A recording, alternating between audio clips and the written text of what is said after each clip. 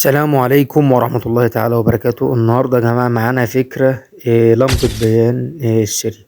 زي ما حضراتكم شايفين كده، زي ما انتم شايفين في التخطيط. الفكرة كلها في الوصلة الذكية. احنا مش بنوصل الجهاز بالكهرباء ال 220 فولت مباشرة، احنا بنخليه يمر الأول على لمبة السيرية 200 واط. اللمبة هنا مش بس للإضاءة، دي بتلعب دور الميزان والفيوز. لو الجهاز فيه جفلة، لو جه فلاش شورت، اللمبة هتاخد الصدمة وتنور بأقصى قوتها، وتحمي كهرباء البيت والورشة من إنها تعمل جفلة بيت. لو الجهاز سليم، اللمبة هتنور نور ضعيف أو مش هتنور خالص، وده معناه إن الكهرباء وصل للجهاز بأمان.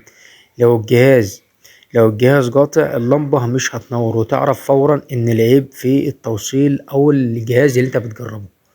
باختصار، هي بارزة اختبار بتكشف لك المستور قبل ما تقع في المعذور، بمعنى انها بتكشف لك الحاجة قبل ما انت تفكر تجربها. او بالمختصر المفيد، طبعا الفكرة اللي انا صممتها لكم دي طبعا تبقى لمبة بيان السرية. لو حضرتك عايز او حضرتك عايزة تختبري حاجة من غير ما يحصل جفلة في البيت، بتجيب الحاجة دي بتحطها. لو زي ما انتم شايفين كده، زي ما انا شرحت لكم، لو اللمبة نورت جامد فنعرف طبعا ان فيها عطل ونكتشف العطل فين. ولو اللمبة نورت ضعيف جدا او منورتش خلاص، طبعا معناه ان الجهاز شغال. طبعا دي فكرة بسيطة وجميلة، لو حضراتكم عايزين تجربوا حاجة وتنفذوها. ويا رب الفكرة تعجبكم، ولو عجبك الفيديو دوس معانا اشتراك وفعل الجرس عشان تشوف كل جديد. والسلام عليكم ورحمة الله تعالى وبركاته، في فيديو جديد نفيد به ونستفيد.